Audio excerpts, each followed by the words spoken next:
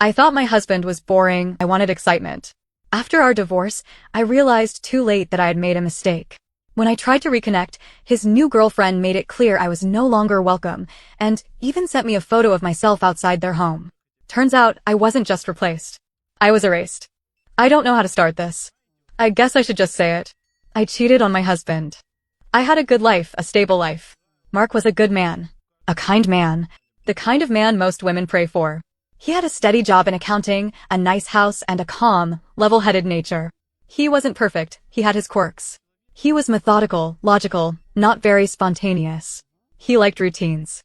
Sunday mornings were always the same. He'd make coffee, read the news, and start prepping meals for the week. Friday nights? He preferred a quiet dinner over going out. Safe, reliable, predictable.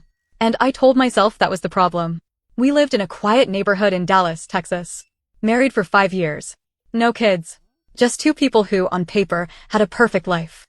But somewhere along the way, I convinced myself I was missing something. I told myself Mark was boring. That he lacked passion. That he was too focused on work and too comfortable in our routine. That's when I met Ryan. Ryan was different. He had this confidence about him, this energy that Mark never had. He worked in sales, was always surrounded by people, and knew how to make me laugh. The first time we talked, it was just small talk. Harmless. Then it was a coffee here, a drink there. He'd text me late at night, little jokes, little comments about how I deserved more excitement. I knew what I was doing was wrong, but I didn't stop. I told myself it wasn't serious. I told myself I was just having fun, that Mark would never find out. And then, one night, I crossed the line. Mark was out of town for a work conference. I told myself I was just going to meet Ryan for dinner. One drink. One harmless night out. I don't know if I should say what happened next. You can probably guess. I made a choice that night. And once you make that choice, there's no undoing it. I woke up the next morning feeling nothing. No guilt. No regret. That came later. At the time, all I felt was relief. I had been right, hadn't I? Mark was boring. I deserved this. Ryan and I kept seeing each other. I became a liar. A good one. I made up excuses, late meetings, girls' nights, work events. I started fights with Mark over the smallest things just so I could storm out of the house and go to Ryan instead. Mark noticed. He wasn't stupid. He started asking questions. Why was I always on my phone? Why was I distant? Why did I suddenly hate everything we used to do together? And I hated that he noticed. I started blaming him. If he had been more exciting, if he had done more, if he had been better, I wouldn't have needed to look elsewhere. Then, one night, I came home late. Mark was sitting at the kitchen table, quiet. Not angry. Not upset. Just waiting. Are you seeing someone else? I felt my stomach drop. I did what any coward would do. I denied it. I laughed. I called him crazy. But he wasn't guessing, he knew. He had seen the credit card charges, the strange withdrawals. He had looked at our phone bill, saw the same number appear over and over. He had noticed how distant I was, how cold I had become. He didn't scream. He didn't cry. He didn't beg me to stay. He just said, I deserve better than this. And that was it. The divorce was quick. Mark didn't argue. He didn't fight for the house, didn't try to take my money. He just signed the papers and let me go. At the time, I thought I had won. I had Ryan. I had freedom. I had excitement. But here's the thing. Excitement fades. Reality sets in. Ryan wasn't like Mark. He was fun, sure, but fun doesn't mean dependable. He didn't call when he said he would. He canceled plans last minute. He flirted with other women, sometimes right in front of me. One night, I went to his apartment unannounced. He had another woman there. He wasn't even surprised to see me. He didn't apologize, didn't try to explain. He just stood there, hands in his pockets, and said, you knew what this was. I wanted to scream. I wanted to cry. I wanted to go home. But I didn't have a home anymore. I moved into a small rental apartment. No more big house, no more home-cooked Sunday meals, no more stability. I sat in silence every night, staring at the walls, trying to figure out how I had been so stupid. One night, in a moment of weakness, I picked up my phone. I called Mark. It rang. And rang. And rang. No answer. So I drove to his house. The house we had shared. The house where we had built a life. I don't know what I expected. Maybe I thought he'd open the door and see me and forgive me. Maybe I thought he'd let me inside and we could talk and somehow undo everything. Instead, a woman answered. She was beautiful, classy, professional looking, maybe mid-30s. She smiled at me like she already knew who I was. Oh, you must be my name. I couldn't breathe. She tilted her head slightly, still smiling. Mark upgraded. Now, if you'll excuse me, we have dinner plans. Then she closed the door. I just stood there. I don't even remember walking back to my car. I don't even remember driving home. I just remember feeling empty. I don't know how long I stood there on his porch after she shut the door. Long enough for the cold to seep into my bones. Long enough for my legs to feel numb. Long enough for it to hit me. This is real. Mark moved on. I wasn't ready for that. I wasn't ready for him to be okay. To see him happy. To see someone else standing in the home that used to be mine. I don't remember driving back to my apartment. The place felt smaller than usual, suffocating. I sat on my couch, staring at the blank wall, my phone clutched in my hand. I wanted to call him. I wanted to text. I wanted to do something. Instead, I scrolled through his social media. I had unfollowed him after the divorce, convinced that I didn't need to see his life anymore. But I searched his name, and there he was, smiling, traveling, living. Pictures of him and her. Restaurants. Weekend trips. Even a photo at a vineyard in California, a place I had begged him to visit when we were together. He never wanted to go back then. Said he didn't see the point.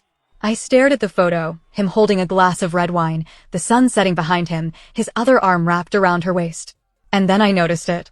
The watch. The same watch I had given him for our 3rd anniversary. The one he wore every single day, even after we split. He never took it off. Not even after he moved on. I should have let it go. Should have shut my phone off and moved on like he did. But I couldn't. So I did something stupid. The next morning, I went back to his house. I told myself I would be quick. That I just needed to see him, talk to him. Maybe he wasn't as happy as he looked. Maybe this new woman wasn't as perfect as she seemed. I knocked. No answer. I knocked again, harder this time. Still nothing. I tried the doorknob. Locked. And that's when I heard it, her voice. From inside the house. Laughing. Something inside me snapped. I wasn't thinking anymore. I just needed to know. Needed to see. Needed to understand. I walked around the side of the house, my heartbeat slamming against my ribs. Mark never changed the side gate lock when we were together, and I had a feeling he hadn't changed it now. I pushed. It opened. I stepped into the backyard, my breath fogging in the morning air. The curtains on the back patio door were half open. And through the glass, I saw them. Mark and her. Sitting on the couch, drinking coffee. They looked comfortable. At ease. Like a real couple. She leaned into him, murmuring something I couldn't hear. He laughed, the kind of deep, genuine laugh I hadn't heard from him in years. I shouldn't have been there. I should have turned around and left. But I didn't. Because then, I saw something that made my stomach drop. The bookshelf. It was different. The books we had collected together were gone. The framed wedding photo that used to sit in the middle? Replaced with one of them. I felt sick. Like I had been erased. Like I had never even existed in this house. And then Mark stood up. He turned, stretching, moving toward the window. Toward me. I ducked down before he could see me. My hands trembled. What the hell was I doing? What was I even hoping to find?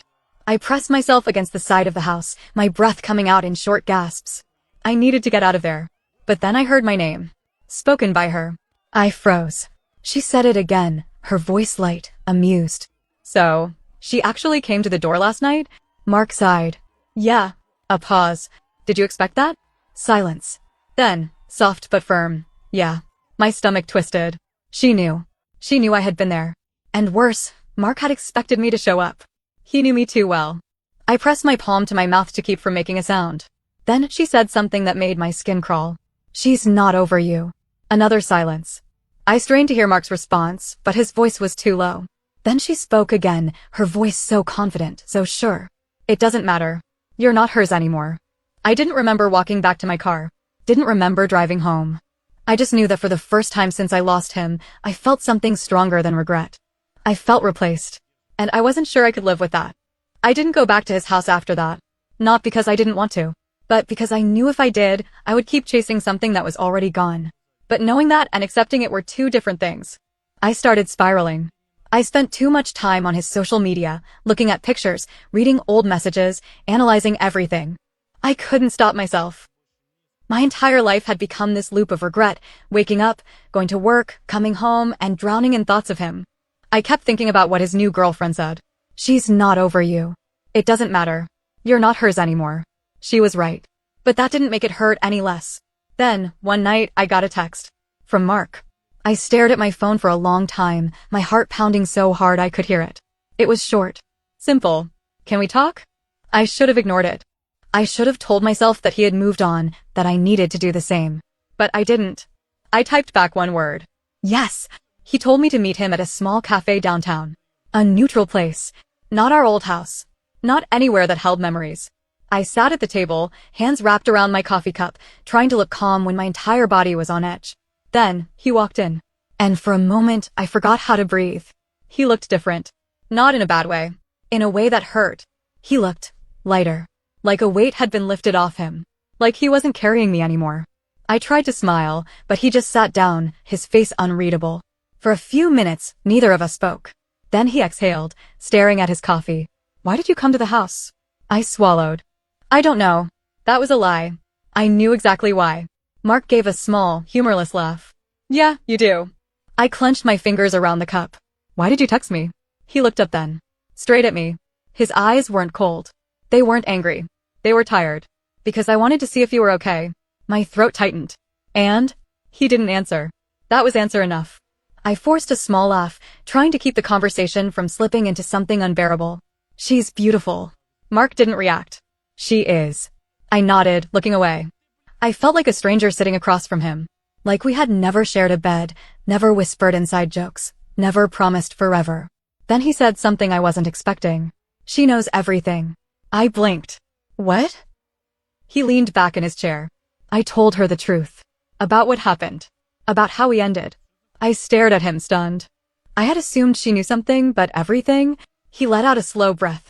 You want to know the real reason I texted you? I nodded, my pulse hammering. He looked down at his hands. Because I wanted to know if you'd changed. That stung. What does that mean? He met my eyes. It means I needed to see if you were still the same person who thought I wasn't enough.